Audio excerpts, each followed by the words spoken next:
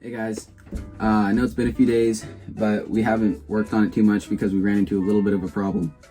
We blew up the engine. So I'll roll the clip and then I'll show you the aftermath. So let's go take a look. Go ahead. Wait. Go ahead.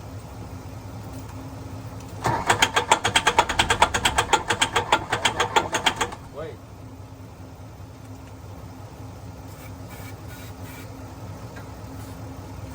Go ahead.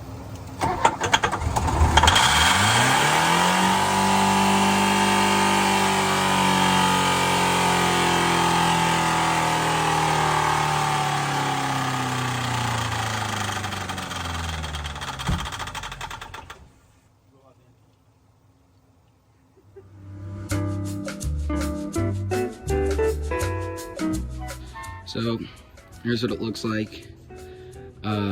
I guess that's what you get when you let a 15-year-old be the main mechanic on this thing. But we're gonna go pick up a new engine, and I guess what we'll do next is swap it.